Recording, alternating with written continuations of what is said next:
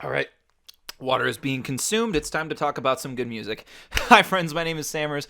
Thank you for coming back to the channel. Now, while 2020 was pretty tumultuous in too many ways, thankfully there was a lot of good music amidst all the chaos that did come out this year, and I would like to highlight 50 albums that came out this year that I particularly loved, enjoyed quite a bit, and like to randomly flop my arms around to while I avoid doing the dishes in my apartment. We're going to breeze through the first leg of this list, the former half of the list, pretty quick. We're just going to go from 50 to 26. I'm just going to list them off, maybe do like a tiny descriptor to get to the albums that really did wow me quite a bit. So starting things off, at number 50, we're going to have to give it to the live album by Louis Cole, Live 2019, and at number 49, we're going to give it to Beach Bunny with Honeymoon. At number 48 is going to be Sewer Slut with Draining Love Story, and at number 47, we have Fat Tony and Taydex with Wake Up. At number 46 is going to be Idols with Ultramono, and at number 45 is Logic with No Pressure. Continue on, number 44 is going to be Sevdaliza with Shabrang,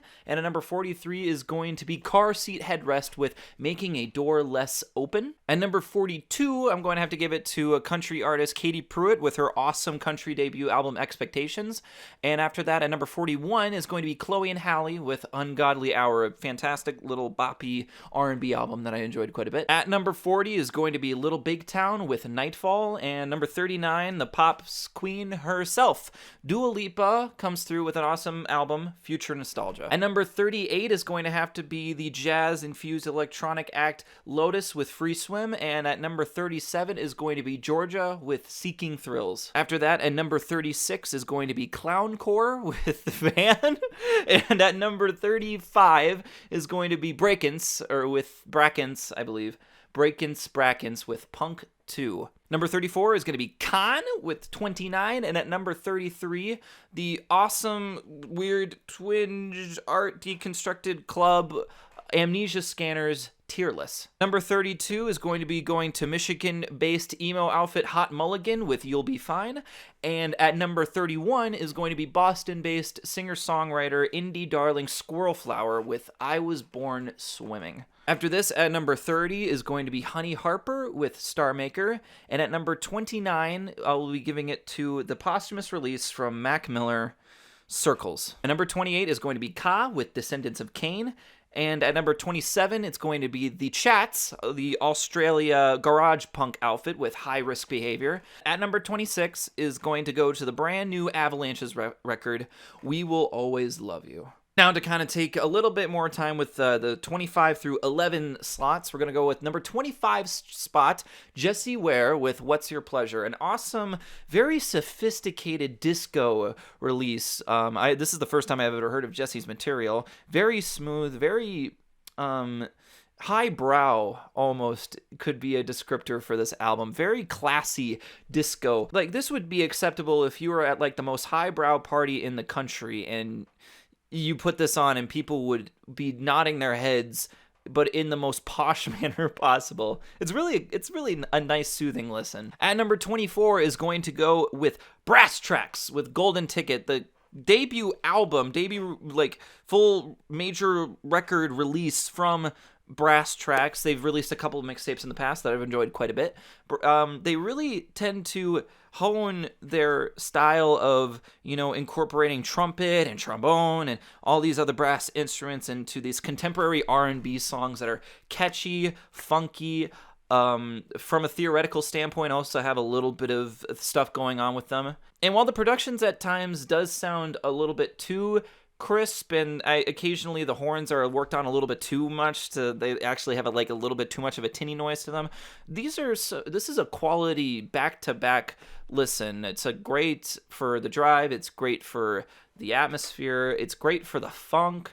All the features pretty much are fit onto this very, very, very well. I really have to give credits to on Change for Me with Sam Henshaw. That track, he really busts his chops on it for the instrumental that he's given. So props to that song and this album in general. At number 23, we're going to have to go with my boo thang, Charli XCX with How I'm Feeling Now. Nowhere near as good as the Charli album she put out last year, which happened to be my favorite album of the year of 2019, and really one of the few albums that I could definitely say is like a 10 out of 10 album for me. And while I do still think to this day that the middle portion of this album does wane a tiny bit, the opening and closings to this album are so strong with this hyper pop, just rage almost, to you know, putting rage into this eclectic pop, art pop atmosphere of, you know, being tucked away in isolation and quarantine for so long. And of course, her vocal chops are still awesome. Charli still to this day has so much presence behind the microphone. It's absolutely ridiculous what she's still able to pull off. I really, really did enjoy this album, even if the middle couple of tracks really didn't do as much for me. There's still, no, I wouldn't skip them by any means. There's still quality tracks in this quality album. However, a pop album that I enjoyed more than that this year, however, that got a lot more replay value for me, honestly, was the latest album at our number 22 spot, Allie X with Cape God. Wow. Think of the Jessie Ware album that I was thinking of with that same sophistication and that same, you know, poshness and just vibe that's going on. Except now you're a couple of glasses of wine in, and this is what this album sounds like. This album's fun. Susie Save Your Love, like top 5 songs of the year, man. The bass line on June Gloom is funkier than Grandmaster.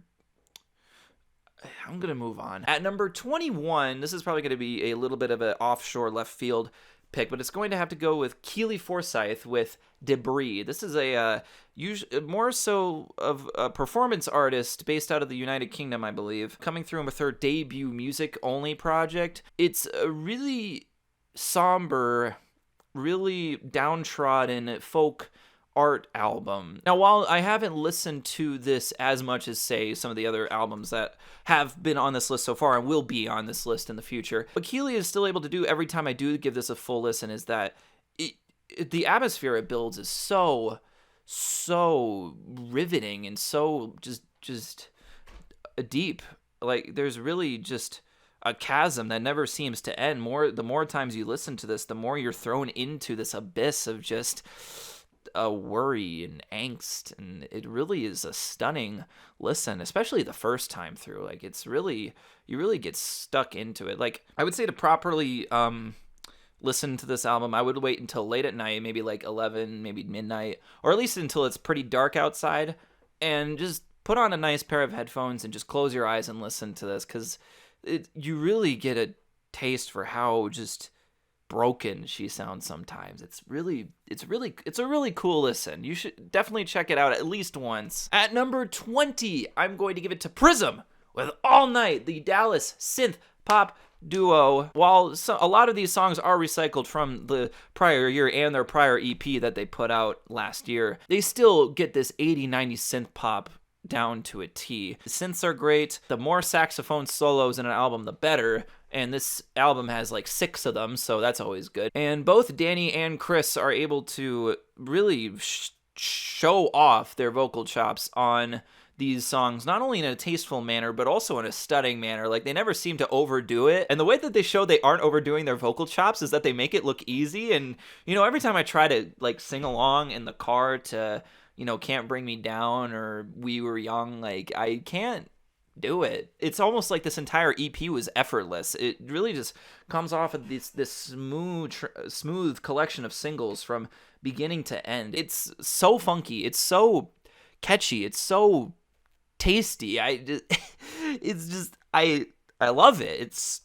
It's just cheery. Every time I put this album on, I can't help but be much happier than I was prior to listening to it. I would, if you're a fan of synth pop at all, Lady Gaga, Dua Lipa, anything of the new like pop comeback, I would say that in the past like couple years or so, definitely give these guys a listen, because they're definitely underappreciated, and some of these songs are definitely like it was the only song I listened to that day on loop. It's really catchy. At number 19, we're going to have to give it to indie darling Laura Marling with Song for Our Daughter. An absolutely lush collection of tracks here from Laura Marling, really showing off. Mostly what I was impressed by this EP was just the riveting songwriting, because it seems like in this day and age, and as we approach another year, 2021, a lot of folk ideas have really been recycled, and the way she's able to layer lyrics and, having a layered song structure, and also just, writing guitar lines that are finger-picked but still actually sound, refreshing and new is really stunning, especially when everything seems so exhausted now. Each of these songs on Laura Marling's album really, at least at one point, have this wow moment, whether it's coming from the production, whether it's coming from the songwriting. Really, it makes you almost jealous that you didn't think of it, It's just, it's stunning. It just feels good to listen to this. And while there are some very sad songs on here, and I'm also really not a big fan of the closer on this album, it's still good album, good listen. You should too.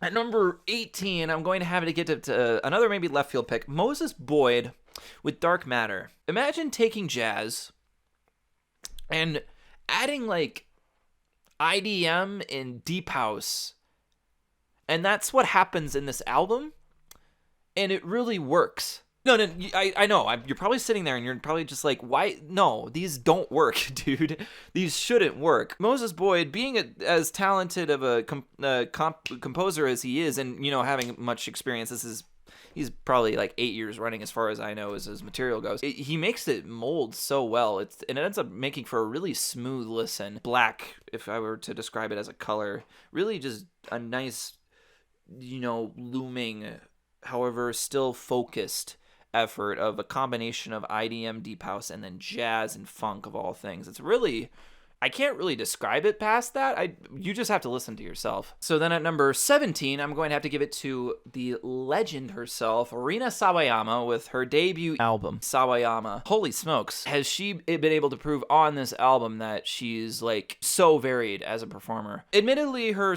original EP that came out, I think a couple years back now, really didn't wow me that much. Until I was bullied in my own Twitch chat to listen to this album, did I actually consider listening to it, and holy smokes, I want my Twitch chat to bother me more. Combining pop, bubblegum bass, and like a little bit of metal, like especially towards the beginning of the album. Like the Moses Boyd album, these are elements that really shouldn't work, but they meld so well, and that is primarily because Sawayama is such a focused songwriter and a focused musician. She has control over every single maybe perverse element that's on each track. And we also have to give props for the ending, the closer, ending with Beethoven's Pathetique Sonata, because that is fine! At number 16, we're going to give it to Kazuya Nagaya with Dream Interpretation. So this is an album that I discovered on Bandcamp out of the blue. A really melodically drone ambient album that I didn't expect to like at all. Each of the tracks here, in the mystifying ways that you feel like you're floating on clouds the entire time,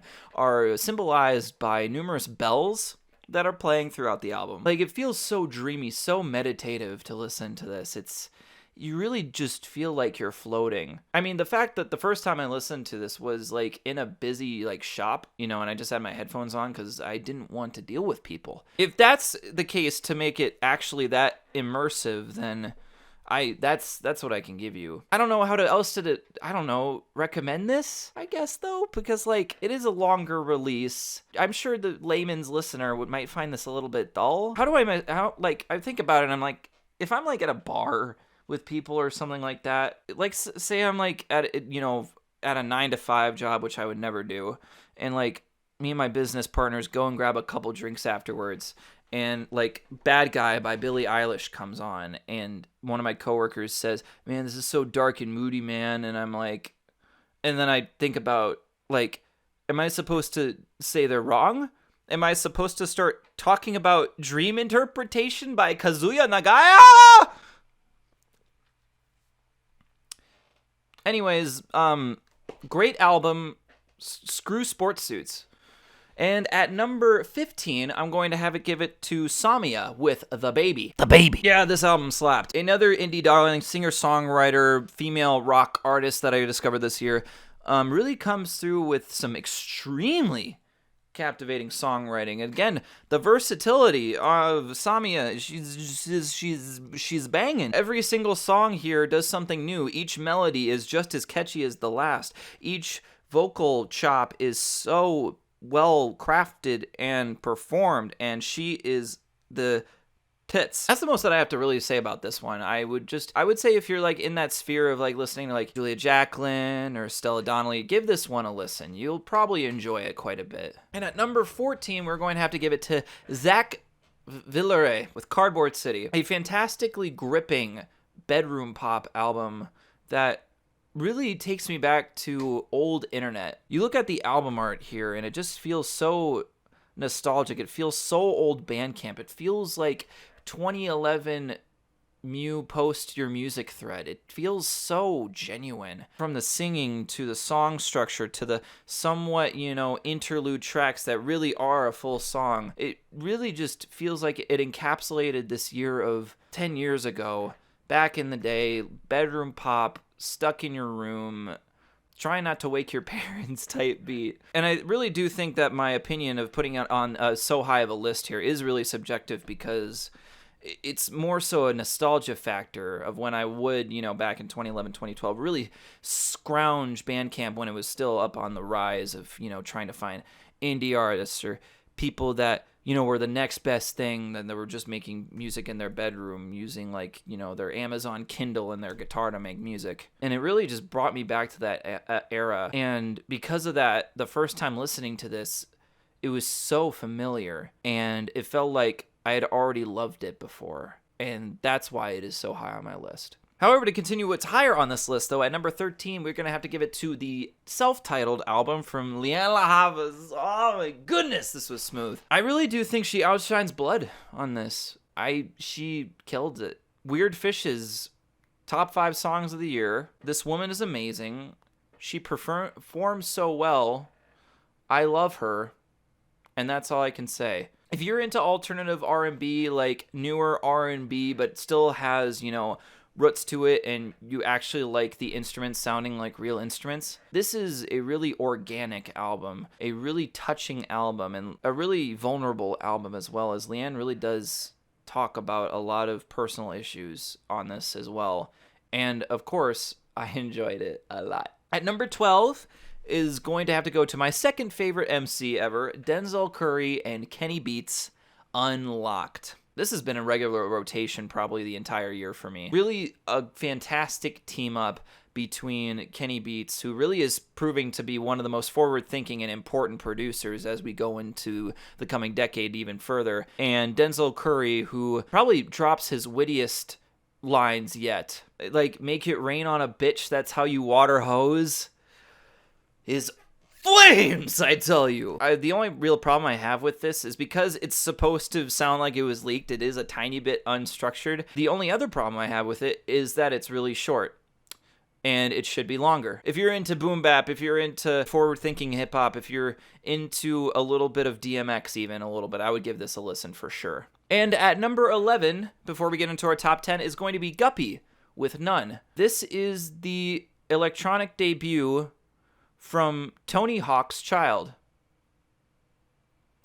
It is an electronic album made by Tony Hawk's son. And to continue into our top 10 today, we are going to be starting at number 10 with Little Darky. This does not exist. Holy smokes. Dropping on January 1st of 2020, this was stunning. This really got to me. Now, before I continue, I do have to clarify one thing, as I'm sure there's a lot of people who aren't familiar with Little Darky too much as a musician and too much as an artist. And I do have to put on the table, no, there are some things he says on this album that I would never repeat and I do not agree with saying. However, as you dig more into the songs and you understand where the artist is coming from, and if you actually try to interpret the lyrics, these are clearly intended to be in there for shock value, and the overarching theme of it also has undertones of cancel culture in general and its poopiness. However, once you actually are able to interpret that, Little Darky and Wendigo, who does a lot of the production on this album, really shows how versatile and talented of a rapper and singer Little Darky really is. From going to these, rap metal beats to the second half of the album where it's more so like moody trap, atmospheric trap. This composition 11, which half of the song is just the beat with drones and a trumpet solo, is one of the most stunning musical moments I've heard all year. And throughout it, he's so careful with his wordplay. He's so careful with his flow. He talks about so many things. He talks about current events. He talks about his complications with drugs and how he uses them or abuses them. And also through all this stuff, he really does show a message of love and really talks about his faith a lot. Like, actually going through this album front to back is a really captivating listen. And really, even like from the opening song where it's really distorted, really shouty, really screechy, to some tracks on here like Where is Darky, where it's just him singing with an acoustic guitar, they all fit within the theme still, and that's really hard to do, and I applaud him for that, and that's what makes me love this album so much, really. Going forward at number 9, an album that I'm sure many people should be higher on this list, is Fiona Apple with Fetch the Bolt Cutters. At first, the first time I listened to this, I hated this. I was like, really? This got a 10 on Pitchfork?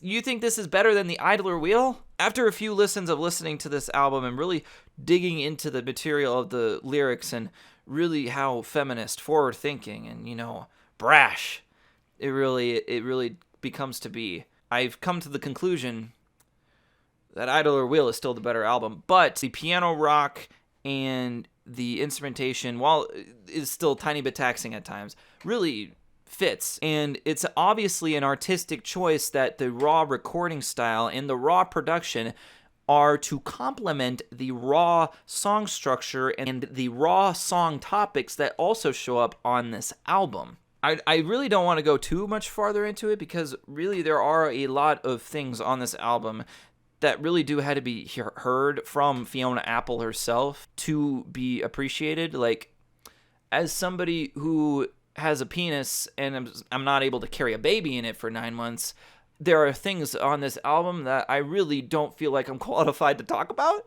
But I really do encourage that anybody who is into music at all needs to listen to this. So you may be thinking, why is Fiona Apple all the way down at number 9? Well, here, let me talk about 8 other albums that I enjoyed more than that, and maybe you will enjoy more too. At number 8, we are going to have to give it to neoclassical composer Owen Pallet with Island. This was wild, dude. Imagine if you took my pick of Keeley Forsyth with Debris and matched it with Lianne La Havas in Dream Interpretation. Like, if you combine all 3 of these, this is what becomes a stunning, spacey, wild, crazy, and absolutely lush and beautiful neoclassical album. From the orchestral interludes that are spine-chilling to the wild and far out reaches that this album really does take. Like, one of these songs on this album is called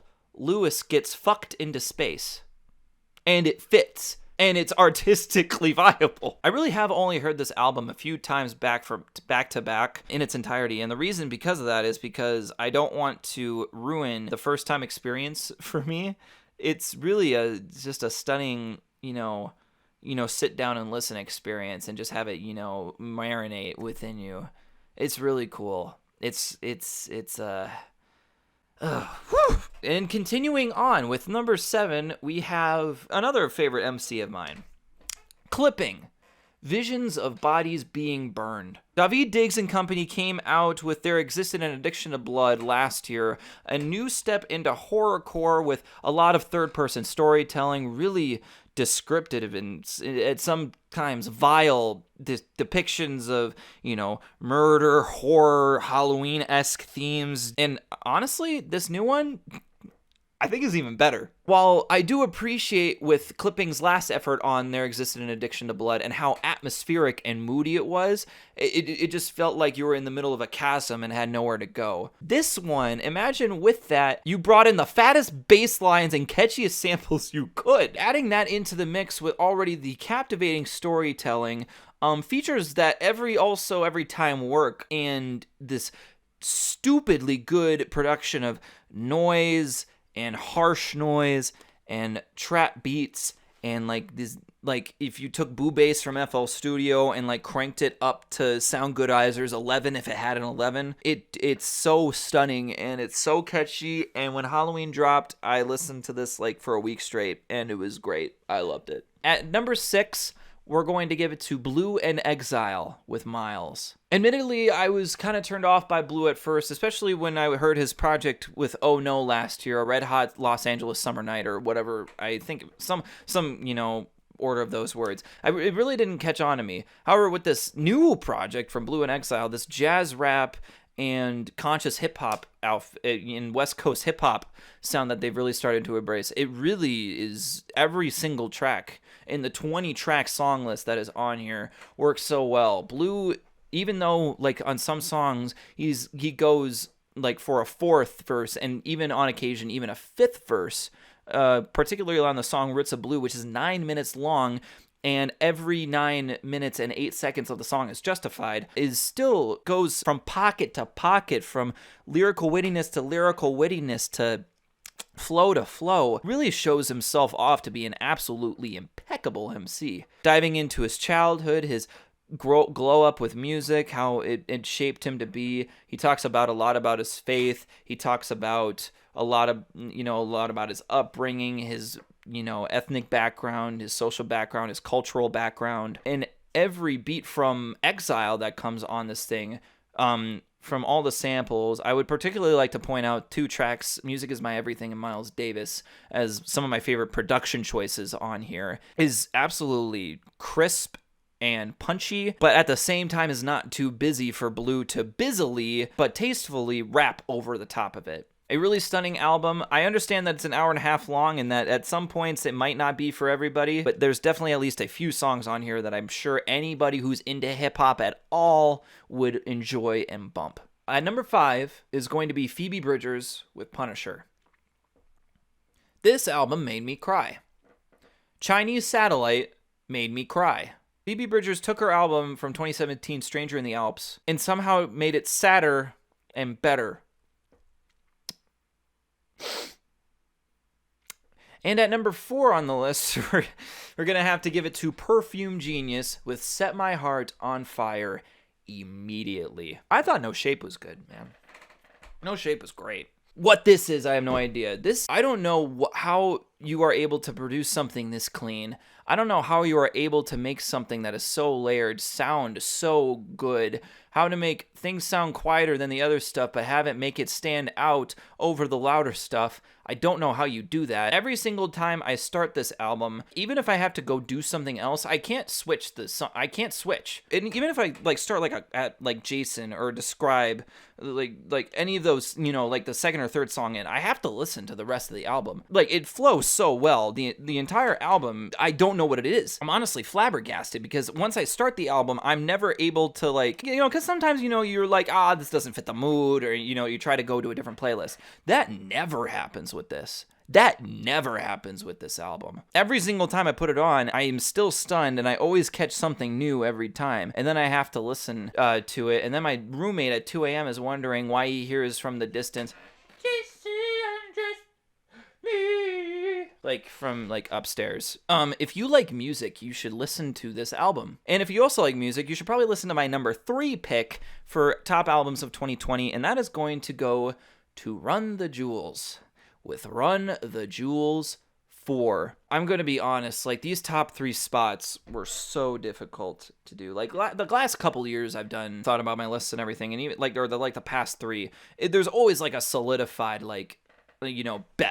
best one. There's always the best out of everything. But this year in particular, it was this album and the other 2 choices above this that I really couldn't decide. All 3 of these albums that are in these top 3 spots are, while they're still somewhat interchangeable, they're still amazing. But this latest release from Run the Jewels is easily one of the most forward-thinking albums that they've come up in a while. Killer Mike and LP really are proving to be one of the greatest hip-hop duos to ever exist. On the echelon of Andre 3000 and Big Boy. They're that good at this point, I think. I think they've made it. I really do think they've made it. Starting just with the production on here. LP, I don't even know how you think of these as hip-hop beats, sometimes, because they're so beyond the trap snares and the 808s. Each one is so finely tuned. Every kink is sorted out through each of these beats. LP really outdoes himself this time too. As well as LP as an MC. Like on prior projects, I've always thought Killer Mike is here and LP is here. Now it's starting to get to here a bit. They've really started to even out the playing field. Like Killer Mike is still, like, in my opinion, the better MC of the two, but LP really shines on this album quite a bit. From their forward-thinking topics to how politically charged this album is, and the time it dropped too during the middle of June was such a potent time and really an inspiring time to have dropped this album, a real call to action. They outdo themselves lyrically. Killer Mike's flow is still impeccable, unmatched in most of the industry, and I love it. I will say, I think Run the Jewels 2 is still my favorite out of the four of them, but Run the Jewels 4 is a close second. So number 3 on this list is very similar to my number 2 on this list in that they're both very much in the current atmosphere of 2020, how much upheaval and unfairness has happened in the world. However, while Run the Jewels 4 is more politicized in that way, Spanish's love songs Brave Faces Everyone at number 2 is the helpless of the one. Holy smokes, every time I listen to this album, I can't help but thrash in my kitchen and just scream these lyrics. This emo pop punk outfit really outdoes themselves with some of the most helpless lyrics I've ever heard, the most inspiring lyrics I've ever heard. These songs really just brute force, punch in the gut, jab and cross to the face of the biggest beating you've ever taken, and honestly, most of it is like 400% true. You know, having criticisms on politics, criticisms on loans, criticism on education, criticisms about the housing market, criticisms on the economy, criticisms of how social media thinks we should be living our lives, and the consistent theme of mental health and anguish on this is so captivating. It's so enthralling. And beyond that, some of the catchiest punk riffs of the year, like Miss Me with that Green Day album, because like you should be listening to this, because this is where, you know, the potency is. This is where you get that nice juicy stuff. This is just succulent with every single ounce of energy that this group has. Really, with this end of days vibe, and the way they perform on this album really makes it sound like the end of days. It's soulful, it's passionate, and it is a must listen from this year. And now, at number 1, oh, how do I explain this? You're probably going to look at this and be like, what on earth is this album? Well, let me tell you about it. At number 1 is going to go to the Koreatown Oddity with Little Dominique's Nosebleed. So I found this album on Bandcamp back in July or August, I would say. I put it on a whim, completely ignoring my listening schedule. Something about the album art here, which really is symbolic of the rest of the album and really should be a subtitle to the album. When I was a little kid, I was in 2 serious car accidents that would change the rest of my life. Really is the overarching theme of the whole thing. And while the storytelling isn't exactly chronological throughout the entirety of Little Dominique's Nosebleed, the Koreatown Oddity is still able to sonically and storytelling-wise able to connect every single dot together absolutely perfectly. His attitude and characterization of people on this album too really is stunning. Like, and there's some moments on here, like especially on Little Dominique's Nosebleed Part 2, where he starts to talk like this and he goes down up and but he still flows perfectly well. You can still understand every single word he's saying. Like, there's some points on this where he really switches up his character, his flow so well. Like, he almost puts Kendrick Lamar to shame. Did I just say that? Compton and Koreatown really about to duke it out, I swear. Little Dominique's Nosebleed is also probably one of the funniest albums I've heard all year. From the way he, you know, even on the first track when he's, you know, telling the audience to wait, no, I won't, to some of the ways he characterizes himself in some of these songs. I'm going to go back to Little Dominique's Nosebleed Part 2 because this track is incredible. The way he's, you know, bantering about, you know, talking about this, oh, he's going to go get the Napoleon ice cream because he doesn't know how to pronounce Neapolitan yet. And then he's just like, oh, and then the car came by and broke my leg. Like, that should be like a big, like, moment on the album, but he's able to show it off in the way that a child would. And then after even that, there's the entire part afterwards where he's, you know, going like, whoa, that didn't hurt at all. Like the way he's able to symbolize in that how he's in shock, along with the instrumentation going absolutely off the wall and absolutely bonkers. And that's just one song on here. Every single song has moments on like that. On the track Ginkgo Biloba, where they're playing Turtles in Time on the Super Nintendo, and the game freezes, where the beat cuts, they talk about blowing into the cartridge, and they're like, oh, we got to get the game restart. And then putting it back in, and the song restarts itself. And then on the track Attention Challenge, where it keeps on going back and forth between so many topics before it just gets into this absolutely hilarious skit about Black Google, which is probably one of the funniest moments in music I have heard, like, ever. Yo, Black Google, what's up with Scientology? But really, I can't stress how important this album was to me this year. It really was a trip. It's an awesome feat of storytelling. The musicality is there, and the Koreatown Oddity really shows himself to be an artist to watch out for. This album is amazing. It is my favorite album of 2020. And with that, that is my 50 albums of the year, from 50 being a great album to number 1 being my favorite album of the year. All of the links to these albums where you can purchase them and support the artist are in the video description. If I did a video on them previously, aka 2 of the albums, they are also in the description, and also a teaser track of what my favorite song from the album is, so that you can kind of get a taste of what you have coming towards you. Thank you again for so much watching this video. 2021 is about to have a lot of fun stuff, and it can only go up from here. Until then, see ya.